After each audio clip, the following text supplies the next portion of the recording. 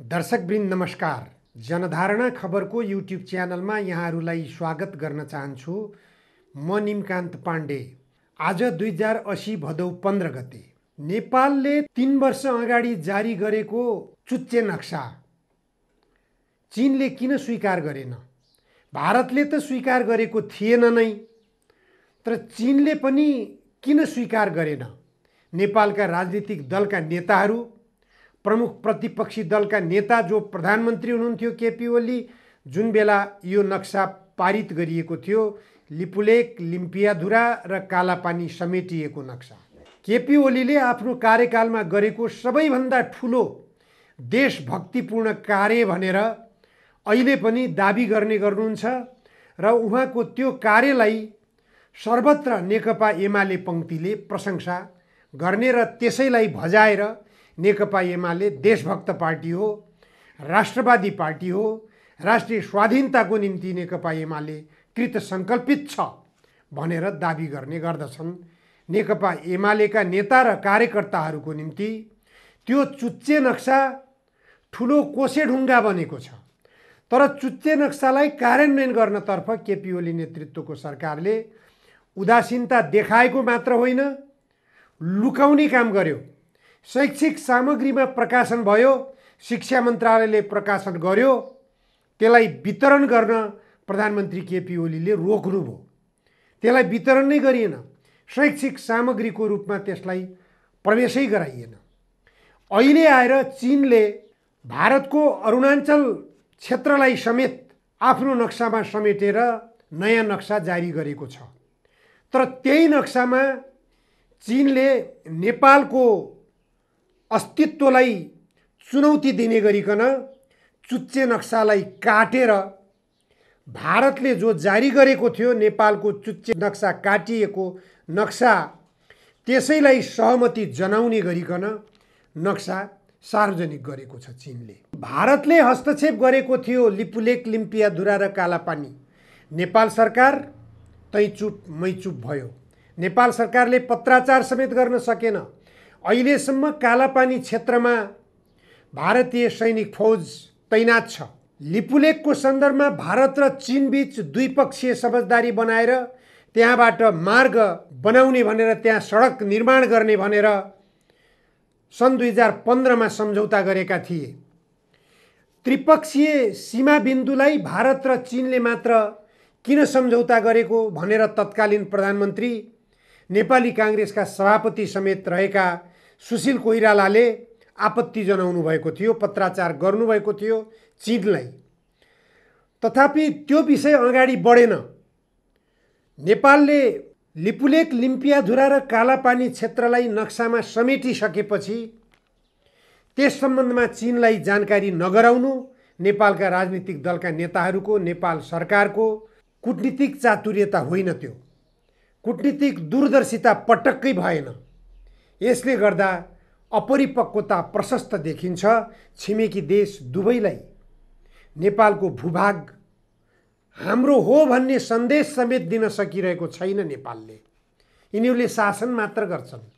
नेपाली जनतामाथि शासन गर्ने, नेपाली जनतामाथि डन्डा बर्साउने, नेपाली जनताका टाउका फुटाल्ने, तस्करी धन्दा गर्ने, सुन तस्करीलाई प्रश्रय गर्ने, भ्रष्टाचारीहरूलाई संरक्षण गर्ने, लुटेराहरूलाई संरक्षण गर्ने, ज्यानमाराहरूलाई सर्वोच्च अदालतले आजन्म कैदको फैसला गर्छ त सरकारको तर्फबाट निकै मुलाहिजा देखाएर जेल मुक्त गरिदिने, न्यायिक परिपाटीलाई समेत भत्ताभुङ्ग बनाउने काममा नेपालका नेताहरू निकै अगाडि छन् भन्ने कुरा विगतका केही घटनाक्रमहरूले पुष्टि गरिसकेको विषय हो।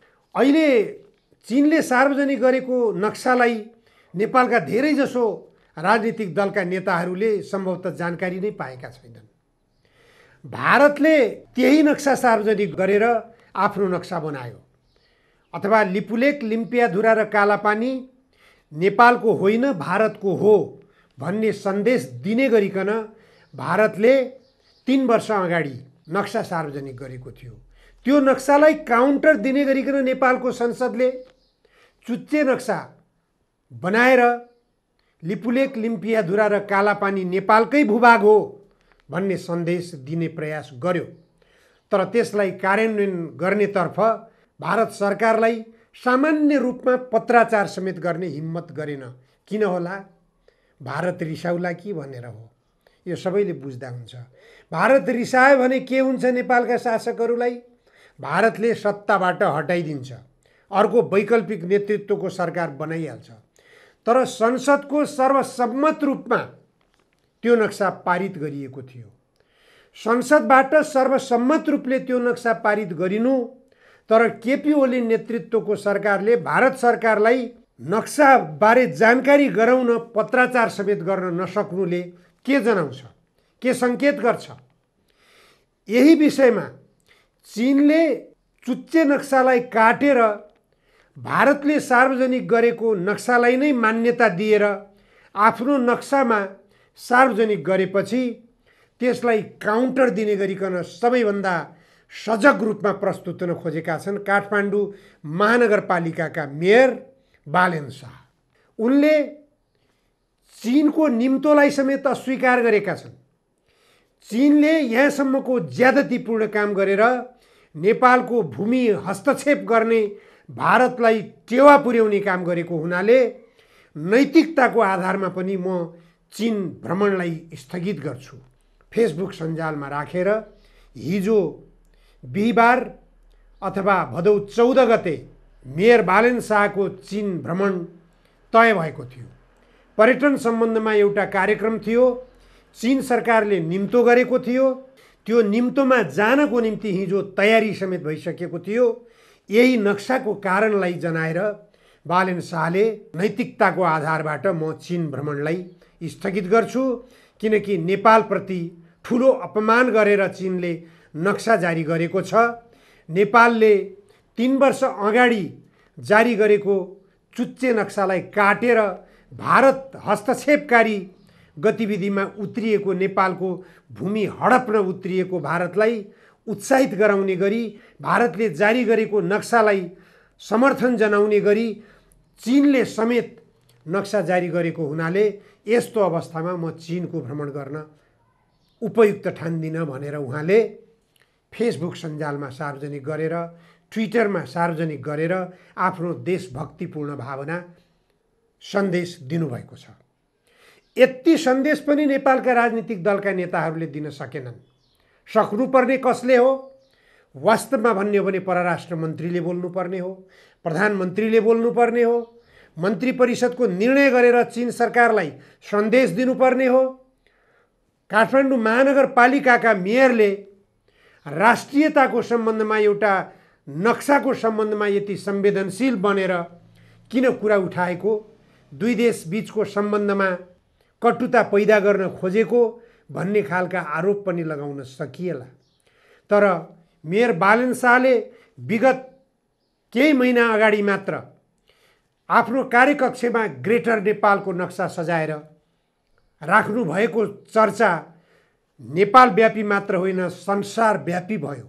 नेपालको भूमि भारतले हडपेको छ। यहाँ खुलासा गर्नुपर्ने विषय के छ भने सुगौली सन्धि, जुन सन्धिबाट नेपाली भूभाग किल्ला काङ्गडादेखि टिस्टासम्मको भूभाग गुमेको थियो, त्यो भूभाग गुमाउने गरी गरिएको सुगौली सन्धि आधिकारिक नेपालका शासकहरूबाट दस्तखत गरिएको छैन। भनाइको मतलब त्यो बेलाका राजाहरूले अथवा त्यो बेलाका प्रधानमन्त्रीले, त्यो बेलाका वास्तविक शासकले सम्झौता गरेका छैनन् तत्कालीन ब्रिटिस शासकसँग।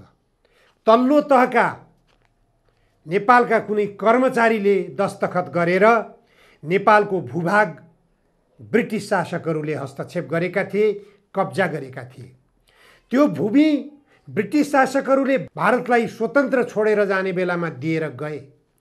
त्यसै कारण नेपालका तत्कालीन नेताहरू बीपी कोइराला, गणेशमान सिंह, कृष्णप्रसाद भट्टराई, गिरिजाप्रसाद कोइराला, मनमोहन अधिकारी, डाक्टर केआई सिंह लगायतका नेताहरू भारतमा महात्मा गान्धीले जेल भरो आन्दोलन उद्घोष गरेको बेलामा ब्रिटिस शासकहरूका विरुद्धमा आन्दोलित भइरहेको अवस्थामा नेपालका यी सबै नेताहरूले महात्मा गान्धीलाई समर्थन गर्दै जेल भरो आन्दोलनमा सहभागिता जनाएका थिए र जेल जीवन पनि बिताएका थिए।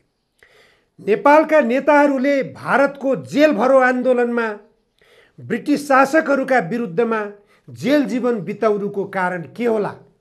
नेपालका हालका शासकहरूले गम्भीर बनेर विश्लेषण गर्ने हो भने ब्रिटिस शासकहरूले हडपेको नेपाली भूमि नेपाललाई फिर्ता गराउनकै निम्ति ब्रिटिस शासकहरूका विरुद्धमा नेपालका नेताहरू त्यो बेला आन्दोलित भएका हुन् र महात्मा गान्धीको आन्दोलनलाई टेवा पुर्याएका हुन् भन्ने कुरा बुझ्न कठिन छैन।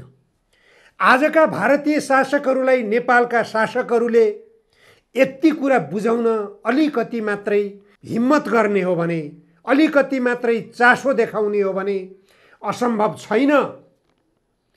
नेपालको भूभाग टिस्टादेखि काङ्गडासम्मको भूभाग हो भन्ने कुरा प्रमाणित छ, तथ्यहरूले प्रमाणित गरेको कुरा हो। बालेन शाहले आफ्नो कार्यकक्षमा सजाएर राख्दाखेरि उनलाई भावावेशमा आएर आफ्नो कार्यकक्षमा ग्रेटर नेपालको नक्सा सजाएको भनेर भनियो। तर ध्यान पुगोस्, सन् 1950 ब्रिटिस शासकहरूले भारतलाई स्वतन्त्र छोडेर गएको 3 वर्षपछि 1947 भारतलाई स्वतन्त्र छोडेर गए ब्रिटिस शासकहरू। त्यसको 3 वर्षपछि नेपाल र भारत बीचमा सन्धि भयो, जुन सन्धिको नाम हो सन् 1950 को शान्ति तथा मैत्री सन्धि। त्यो सन्धिको धारा 8ले सन् 1950 को यो सन्धिभन्दा पहिले तत्कालीन ब्रिटिस शासक र तत्कालीन नेपालका पदाधिकारीहरू बीच भएका कुनै पनि सन्धि सम्झौता सनद सवालहरू सबै आजको यो सन्धिको यो धारा 8ले खारेज गरेको ठहर छ भनेर स्पष्ट शब्दमा लेखिएको छ। सन्धिको धारा 8लाई भारतका शासकहरूले स्वीकार गर्ने कि नगर्ने, मान्ने कि नमान्ने, यो विषयमा आवाज कसले उठाउने? नेपालका नेताहरू यदि मुटु दरिलो छ, खुट्टा दरिलोसँग तपाईहरूले राजनीतिक रूपमा टेक्न चाहनुहुन्छ, नेपालको राष्ट्रिय स्वाधीनतालाई शिर ठाडो गराउन चाहनुहुन्छ भने यो विषयमा तपाईहरू स्पष्ट रूपमा बोल्नै पर्छ, मुख खोल्नै पर्छ। ग्रेटर नेपाल हाम्रो हो, ग्रेटर नेपाल नेपालीहरूको हो। भारतले हडपेर राखेको काङ्गडासम्म र टिस्टासम्मको भूभाग नेपालको भूभाग हो। नेपालले समुद्री तटसम्म पहुँच पाउने गरिकन कायम रहेको त्यो ग्रेटर नेपालको नक्सा दाबी गर्नुपर्छ। हामीले यो सन्देश चीनलाई पनि दिनुपर्छ। त्यही सन्देश चीनलाई दिने गरिकन मेयर बालेन शाहले चीन भ्रमणको तय भइसकेको तिथि मितिलाई समेत अस्वीकार गरेर उहाँले चीनलाई संवेदनशील बन्न खबरदारी गर्नुभएको छ। यो नेपालको राष्ट्रिय स्वाधीनताको निम्ति गम्भीर विषय हो। वास्तवमा प्रत्येक नेपालीको मन छुने गरिकन मेयर बालेन शाहले सम्मानजनक निर्णय गर्नुभएको छ। यो निर्णयले चीन सरकारलाई नेपालको भूभाग बारेमा जानकारी गराएको छ। विगत कालमा सन् 2015 चीन सरकारले भारत सरकारसँग लिपुलेक मार्गलाई नेपालको सहमति बिना सम्झौता गरेको थियो, दुई देशले मात्र उपयोग गर्ने गरिकन, जबकि त्यो त्रिदेशीय सीमा क्षेत्र हो भन्ने कुरा चीनलाई जानकारी थियो। जानकारी हुँदाहुँदै पनि चीनले नेपाललाई कुनै जानकारी नै नगराएर भारतसँग किन सम्झौता गरेको थियो? नेपाललाई हेपेको हो कि होइन? मैले पटक पटक भन्ने गरेको छु, भारत रिसाउला कि भन्ने चिन्ता चीनका शासकहरूलाई जहिले पनि हुन्छ, किनभने भारत नेपालको ठुलो व्यापारिक थलो हो। त्यसकारण ठुलो व्यापारिक मुलुकसँग सानो एउटा सिमाना जोडिएको सानो मुलुक, सानो भूभाग भएको मुलुकलाई हेप्ने काम चीनले पनि गरिरहेको छ भन्ने यो लिपुलेकको सन्दर्भमा चीनले गरेको भारतसँगको सम्झौताले स्पष्ट गर्छ। यसो मैले भनिरहँदा यसले त चीन विरोधी कुरा गर्यो भन्न सकिएला, तर मैले विक्रम सम्वत 2072 सालमा चीनको भ्रमण गरेको थिएँ। 14वटा मिटिङहरू जम्मा जम्मी सहभागिता जनाइएको थियो। त्यसमा नेपालबाट ठुलो प्रतिनिधिमण्डल थियो, जसमा सञ्चारकर्मीहरू थियौँ 6 जना र अन्य चिकित्साकर्मीहरू पनि हुनुहुन्थ्यो र केही स्वतन्त्र राजनीतिक व्यक्तिहरू पनि हुनुहुन्थ्यो। त्यसमा 14 जनाको प्रतिनिधिमण्डल थियो। 14वटा बैठकहरू भएका थिए। 14 दिनसम्मको भ्रमण थियो त्यो। प्रत्येक बैठकमा मैले चीनका अधिकारीहरूसँग लिपुलेखमा नेपालको भूमि समेत जाने गरिकन भारत सरकारसँग तपाईहरूले किन सम्झौता गर्नुभयो, नेपाललाई किन जानकारी गराउनु भएन भनेर मैले प्रत्येक बैठकमा प्रश्न गरेको थिएँ। तर चिनियाहरूको रेडिमेड जवाफ हुने गर्थ्यो, यो माथिल्लो लेभलको कुरा हो, हामी यसबारेमा केही बोल्न सक्दैनौँ। प्रत्येक बैठकमा चिनिया पदाधिकारीहरूको जवाफ यही हुने गर्थ्यो। त्यसकारण चिनिया उच्च नेतृत्वसँग नेपालको उच्च नेतृत्वले उठाउनु पर्ने विषय यो हो। उठाउनुस् भनेर सन्देश दिए काठमाडौँ महानगरपालिकाका मेयर बालेन शाहले नेपालका राजनीतिक दलका नेताहरूलाई दिएको यो सन्देश हो। खास गरी प्रधानमन्त्री पुष्पकमल दाहाल प्रचण्डलाई। निकट केही समयपछि पुष्पकमल दाहाल चीन भ्रमणमा जाँदै हुनुहुन्छ। यो गम्भीर विषयमा पुष्पकमल दाहालले आधिकारिक रूपमा चीनका राष्ट्रपति समक्ष अथवा जिम्मेवार को पदाधिकारीहरूसँग उहाँको भेटवार्ता हुन्छ। उहाँहरूसँग प्रष्ट शब्दमा नेपालको नक्सा जो 3 वर्ष अगाडि नेपालको संसदबाट पारित गरेर सार्वजनिक गरिएको थियो, त्यो नक्सालाई तपाईहरूले स्वीकार गर्नुभएको छैन। यसमा गम्भीर बन्न जरुरी छ। तपाईहरूले सार्वजनिक गरेको नक्सा गलत छ, नेपालले त्यसमा आपत्ति जनाएको छ। नेपालको अपूर्ण नक्सा त्यसमा तपाईहरूले राख्न हुँदैन थियो भनेर सन्देश दिन जरुरी छ। प्रधानमन्त्रीका तर्फबाट यो कूटनीतिक सन्देश चीनका प्रधानमन्त्रीलाई र चीन सरकारलाई दिन जरुरी छ। त्यसो गरियो भने चीन पनि नेपालको संवेदनशीलताप्रति केही रूपमा भए पनि संवेदनशील बन्न सक्ला। अन्यथा चीनले यसै गरी नेपाललाई बेवास्ता गर्दै अगाडि बढ्दै जाने हो भने भारतको हस्तक्षेप पनि अगाडि बढ्दै जानेछ। भारतले सन्देश दिइसकेको छ। आफ्नो अखण्ड भारत भनेर संसदमा जुन अखण्ड भारतको नक्सा सजाएर राखेको छ, त्यो नक्साले स्पष्ट रूपमा नेपालको कपिलवस्तु, नेपालको लुम्बिनी क्षेत्रलाई आफ्नो देशभित्र गाभ्न खोजेको छ। नेपालको विराटनगर क्षेत्रलाई पनि आफ्नो देशभित्र गाभ्न खोजेको छ भन्ने सन्देश दिएको छ। यो सन्देश यतिमा मात्र सीमित छैन, अखण्ड भारतको नक्सामा मात्र सीमित छैन। भारतले गौतम बुद्ध हाम्रो भारतको लुम्बिनीमा जन्मेका हुन् भनेर धेरै ठाउँमा प्रचार गरेको छ। आफ्नो पाठ्य पुस्तकमै राखेको छ। विराटनगरमा आफ्नो कार्यालय नै राखेको थियो। यी तमाम घटनाक्रमहरूले पनि भारतको दुराशयलाई सङ्केत गरेको छ। भारतको दुराशयलाई चीनको तर्फबाट पनि खबरदारी गर्नुपर्छ। चीनले आफ्नो भूमि नक्सामा समेट्न सक्यो, तर नेपालको भूमि भारतको नक्सामा किन राख्यो? यो विषयमा चीनलाई प्रष्ट रूपमा आधिकारिक रूपमा पत्राचार गरिनुपर्ने हो कि होइन? यो प्रश्न काठमाडौँ महानगरपालिकाका बालेन शाहले चीन भ्रमणलाई अस्वीकार गरेर कूटनीतिक ढङ्गले नेपाल सरकारलाई पनि सोधेका हुन् भन्ने कुरा बुझ्न जरुरी छ। बुझ्ने नबुझ्ने नेपाल सरकारका प्रधानमन्त्रीलाई र नेपाल सरकारको जिम्मेवार निकायहरूलाई हो, आगे नेताहरूलाई चेतना भया। हस्, आजलाई यति मात्र। धन्यवाद, नमस्कार।